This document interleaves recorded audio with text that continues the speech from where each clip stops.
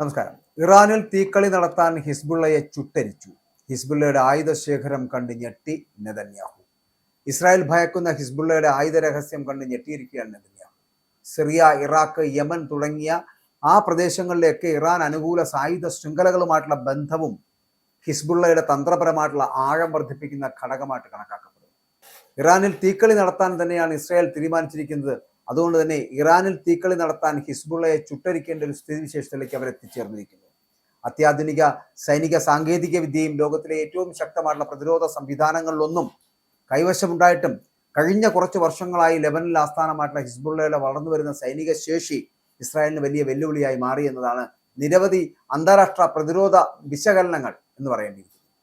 പ്രത്യേകിച്ച് 2023 ശേഷം അതിർത്തി സംഘർഷങ്ങൾ രൂക്ഷമായതോടെ ഹിസ്ബുള്ളയുടെ കൈവശമുള്ള ആയുധങ്ങളെക്കുറിച്ചുള്ള ചർച്ചകൾ വീണ്ടും ലോകശ്രദ്ധ നേടിയിരിക്കുകയാണ്.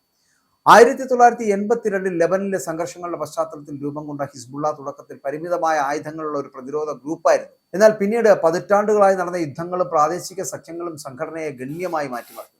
ഇന്ന് ലെബനനിലെ ഒരു രാഷ്ട്രീയ സായുധ ശക്തി മാത്രമല്ല, പശ്ചിമേഷ്യയിലെ ഏറ്റവും സ്വാധീനമുള്ള സർക്കാർ ഇതര സായുധ സംഘടനകളിൽ ഒന്നായിട്ടാണ് പല സുരക്ഷാ വിദഗ്ധരും ഇതിനെ വിലയിരുത്തി.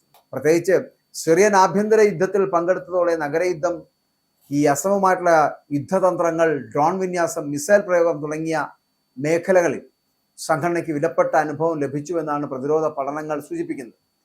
ഹിസ്ബുള്ളയുടെ ഏറ്റവും വലിയ ശക്തി എന്ന് പറയപ്പെടുന്നത് അതിൻ്റെ വിപുലമായിട്ടുള്ള റോക്കറ്റ് മിസൈൽ ശേഖരമാണ് എന്നുള്ളതാണ് വിലയിരുത്തൽ. വിവിധ കണക്കുകൾ പ്രകാരം സംഘടനയുടെ കൈവശം ആയിരക്കണക്കിന് ഹ്രസ്വദൂരവും മധ്യദൂരവും ദീർഘദൂരവുമായിട്ടുള്ള റോക്കറ്റുകളും മിസൈലുകളും ഉണ്ടാകുമെന്നാണ് വിശകലനങ്ങൾ പറയുന്നത്.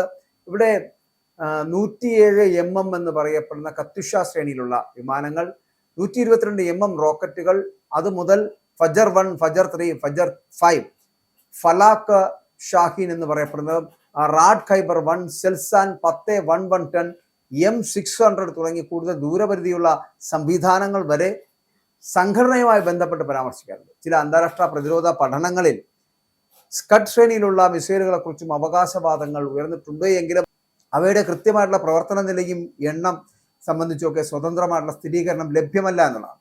ഇപ്പോൾ ഇസ്രായേലിന്റെ നാവികശേഷിയെ വെല്ലുവിളിക്കാൻ കഴിയുന്ന കപ്പൽ വിരുദ്ധ മിസൈലുകളും ഹിസ്ബുള്ളയുടെ ശ്രദ്ധേയമായിട്ടുള്ള ആയുധങ്ങളായി കണക്കാക്കപ്പെടുകയാണ്.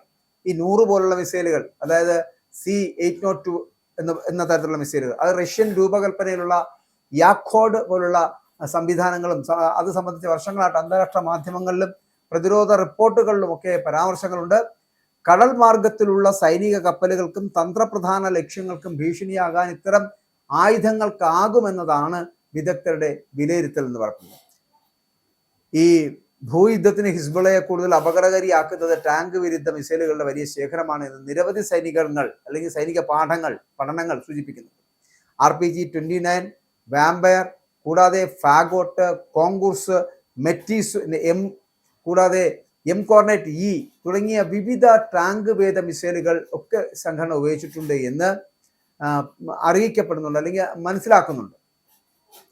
അപ്പോൾ ഇവിടെ 2006 ലെബനൻ യുദ്ധത്തിൽ ഇസ്രായേലിന്റെ മെർക്കാവ ടാങ്കുകൾക്ക് ഈ വിഭാഗത്തിലെ ആയുധങ്ങൾ കേടുപാടുകൾ വരുത്തി അങ്ങനെ ശക്തമായിട്ട് സംരക്ഷിക്കപ്പെട്ട ബങ്കറുകളെയും പ്രതിരോധ നിലയങ്ങളെയും ഒക്കെ ലക്ഷ്യമിടാനും ഈ സംവിധാനങ്ങൾ ഉപയോഗിക്കപ്പെട്ടതായിട്ടാണ് പഠനങ്ങൾ സൂചിപ്പിക്കുന്നത്.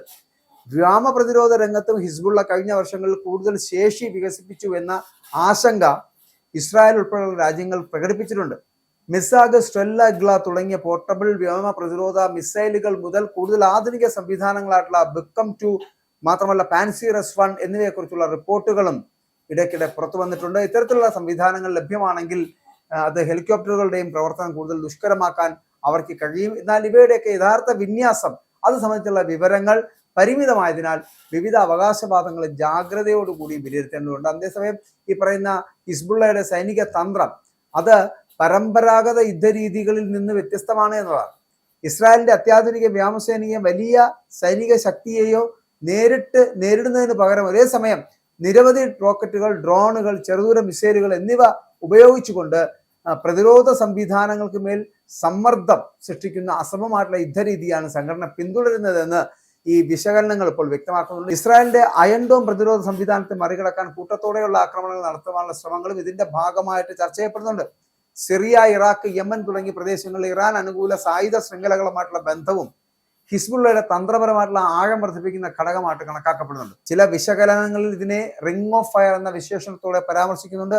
ഈ പ്രാദേശിക ബന്ധങ്ങൾ, ആയുധ വിതരണ പാതകൾ, പരിശീലന സഹകരണം എന്നിവയൊക്കെ ഹിസ്ബുള്ളയുടെ ശേഷി വർദ്ധിപ്പിക്കുവാൻ, വികസിപ്പിക്കുവാൻ സഹായിച്ചിട്ടുണ്ടാകാമെന്നാണ് വിലയിരുത്തൽ. ഇനി എന്നിരുന്നാലും ഹിസ്ബുള്ളയുടെ സൈനിക ശക്തി എത്ര വലുതാണ് എങ്കിലും അതിന് പരിധികളുണ്ട്. ഇസ്രായേലുമായിട്ട് പൂർണ്ണതോതിലുള്ള യുദ്ധം പൊട്ടിപ്പുറപ്പെട്ടാൽ ലബനന് വലിയ സാമ്പത്തിക നഷ്ടം ഉണ്ടാകുമെന്നുള്ള കാര്യത്തിൽ തർക്കമില്ല, അതിന് ആശങ്കയില്ലാത്തതുമാണ്. പക്ഷേ യുദ്ധം പൊട്ടിപ്പുറപ്പെട്ടാൽ ലബനന് വലിയ നാശനഷ്ടങ്ങളും സാമ്പത്തിക പ്രത്യാഘാതങ്ങളും നേരിടേണ്ടി വരുമെന്ന ആശങ്ക അത് വ്യാപകമാണ്. കഴിഞ്ഞ വർഷങ്ങളിലൊക്കെ അതിർത്തി ഏറ്റുമുട്ടലുകൾ, ഇരു വിഭാഗത്തിലും ജീവഹാനിയും കുടിയൊഴിപ്പിക്കലും ഉണ്ടായിട്ടുള്ളതിനാൽ കൂടുതൽ വ്യാപകമായിട്ടുള്ള യുദ്ധം ഒഴിവാക്കേണ്ടതിന്റെ ആവശ്യകത അന്താരാഷ്ട്ര സമൂഹം നിരന്തരം ഇപ്പോൾ ഉന്നയിച്ചുകൊണ്ടിരിക്കുകയാണ്. ഇപ്പൊ മൊത്തത്തില് ഹിസ്ബുള്ള ഇന്ന് ചെറിയൊരു പ്രാദേശിക സായുധ സംഘം എന്ന പരിധി കടന്ന് പശ്ചിമേഷ്യൻ സുരക്ഷാ സമവാക്യത്തിലെ നിർണായക ശക്തിയായിട്ട് മാറിയിരിക്കുകയാണ്.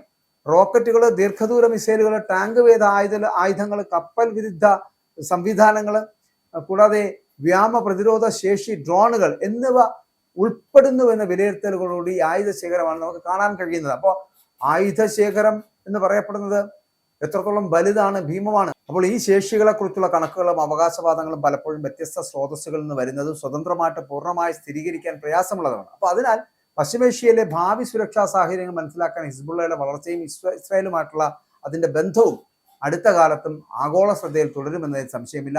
അതുകൊണ്ട് തന്നെ ഇറാനിൽ ഏത് തരത്തിലുമുള്ള ഒരു തീക്കളി നടത്തി ഇറാനെ തകർക്കുക എന്നത് ഇസ്രായേലിന്റെ ലക്ഷ്യമാണ്. അതുകൊണ്ടാണ് ഇസ്രായേലിന് അത്തരത്തിലുള്ള മോഹമുള്ളപ്പോൾ തന്നെ ഇറാനെ രക്ഷപ്പെടുത്തുവാൻ ഹിസ്ബുള്ള ഉള്ളതുകൊണ്ട് ആദ്യം ഹിസ്ബുള്ളയെ ചുട്ടരിക്കുക എന്നതാണ് ഇപ്പോൾ ഇറാന്റെ വെല്ലുവിളിയാകുന്നത്. ഹിസ്ബുള്ളയുടെ ആയുധശേഖരം കണ്ടിട്ട് പക്ഷേ നെതന്യാഹു ഞെട്ടിത്തരിച്ചു നിൽക്കുകയാണ്. കാരണം ഇത്രത്തോളം ആയുധങ്ങൾ ഹിസ്ബുള്ളയ്ക്ക് ഉണ്ടോ എന്ന് പോലും മനസ്സിലാക്കാൻ കഴിയാത്ത ഒരു വ്യക്തിത്വമായിരുന്നു നെതന്യാഹു. അതുകൊണ്ട് തന്നെ ഇനിയുള്ള ദിവസങ്ങളിൽ യുദ്ധം നടക്കുകയാണെങ്കിലും, അതായത് ഇനിയും ഇറാനിൽ തീക്കളി നടത്താനും ഇറാനെ തകർക്കുവാനും വേണ്ടിയിട്ട് ഇസ്രായേൽ നടത്തുന്ന ശ്രമങ്ങളിൽ ഹിസ്ബുള്ളയെ ചുട്ടരിച്ചുകൊണ്ട് മുന്നോട്ട് പോകാനുള്ള സാഹചര്യമാണ് നിലവിലുള്ളത്. ഹിസ്ബുള്ളയുടെ ആയുധശേഖരം വരെ കണ്ടു ഞെട്ടിയിരിക്കുന്ന നെതന്യാഹുവിന് ഇനി എങ്ങനെയാണ് ഹിസ്ബുള്ളയെ ആക്രമിക്കുവാൻ കഴിയുക എന്നത് ഒരു ചോദ്യചിഹ്നമായി നിലനിൽക്കും.